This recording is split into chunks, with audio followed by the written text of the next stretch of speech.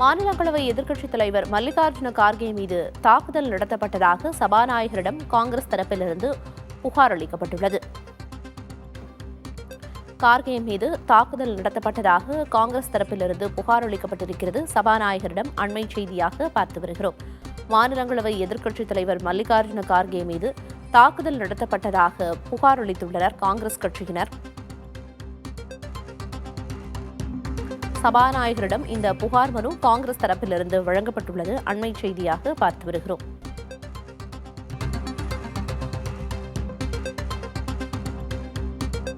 மல்லிகார்ஜுன கார்கே மீது தாக்குதல் நடத்தப்பட்டதாக காங்கிரஸ் கட்சி புகார் அளித்திருக்கிறது. சபாநாயகரிடம் அண்மை செய்தியாக பார்த்து வருகிறோம். ஏற்கனவே நாடாளுமன்ற வளாகத்தில் தொடர் பிரச்சினைகள் நடந்து வரும் நிலையில் தற்போது சபாநாயகரிடம் புகார் மனு அளிக்கப்பட்டிருக்கிறது. காங்கிரஸ் தரப்பிலிருந்து மாநிலங்களவை எதிர்க்கட்சித் தலைவர் மல்லிகார்ஜுன கார்கே மீது தாக்குதல் நடத்தப்பட்டதாக குற்றம் சாட்டி புகார் அளிக்கப்பட்டுள்ளது. நாடாளுமன்ற வளாகத்தில் தான் தாக்கப்பட்டதாக சபாநாயகரிடம் காங்கிரஸ் தலைவர் மல்லிகார்ஜுன கார்கேவே புகார் அளித்துள்ளார். விவரங்களை வழங்குவதற்காக செய்தியாளர் கணபதி இணைப்பில் இருக்கிறார். கணபதி, காங்கிரஸோட புகார் கடிதத்தில் என்ன சொல்லப்பட்டிருக்கு? முழு விவரம். காங்கிரஸ் கட்சியின் தேசிய தலைவர் மற்றும் மாநிலங்களவையில் எதிர்க்கட்சி தலைவராக இருக்கும் மல்லிகார்ஜுன் கர்கே சபாநாயகருக்கு கடிதம் எழுதி தன் மீது தாக்குதல் நடைபெற்றதாக புகார் அளித்திருக்கிறார். ஒருபுறம் 2 பாரதிய ஜனதா கட்சி நாடாளுமன்ற உறுப்பினர்களுக்கு காயங்கள் ஏற்பட்டிருக்கிறது. அதிலே பிரதாப் சாரங்கி ரத்தம் வெளியேறியதால் ஆம்புலன்ஸில் மருத்துவமனைக்கு அழைத்து செல்லப்பட்டு அங்கே அவருக்கு சிகிச்சை நடைபெற்று வருகிறது. இத்தகைய சூழலிலே ராகுல் காந்தி தான் இதற்கு காரணம் என மத்திய அமைச்சர் கிரண் ரிஜிஜு குற்றம் சாட்டியிருந்தார்.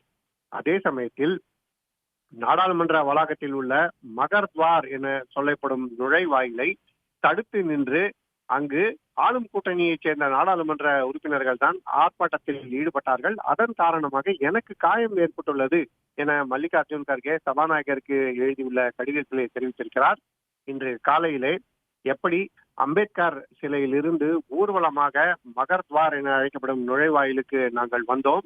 அப்போது ஆளும் கூட்டணியைச் சேர்ந்தவர்கள் தள்ளுமுள்ளுவில் ஈடுபட்டார்கள். அந்த சமயத்திலே நான் நிற்க முடியாமல் கீழே அமர்ந்து விட்டேன்.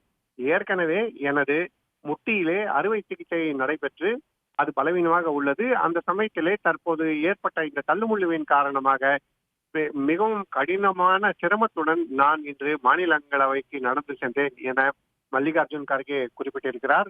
காங்கிரஸ் கட்சியை சேர்ந்த சில நாடாளுமன்ற உறுப்பினர்கள் சேர் நாற்காலி ஒன்றை கொண்டு வந்து அதிலே அவரை உட்கார வைத்ததாகவும் மிகவும் சிரமப்பட்டுதான் தான் இன்று மாநிலங்களவைக்கு செல்ல நேரிட்டது எனவும் மல்லிகார்ஜுன் கார்கே குறிப்பிட்டிருக்கிறார். ஆகவே இந்த விவகாரத்திலே நடவடிக்கை எடுக்க வேண்டும் என அவர் தெரிவித்திருக்கிறார். ஒரு எதிர்கட்சி தலைவரே இத்தகைய சூழல் ஏற்பட்டிருக்கிறது என புகார் அளிக்கும் அளவுக்கு இன்றைய தள்ளுமுள்ளு மோசமாக நடைபெற்றிருக்கிறது. 2 எம்பிக்கள் தற்போது ராம்மனோகர் லோகியா மருத்துவமனையிலே சிகிச்சை பெற்று வருகிறார்கள். அதிலே ஒருவருக்கு தலையிலே ரத்த காயமும் ஏற்பட்டிருக்கிறது. என்றால் எந்த அளவுக்கு இன்று ஆர்ப்பாட்டம் நடந்திருக்கும் என்பதை நீங்கள் புரிந்து கொள்ளலாம்.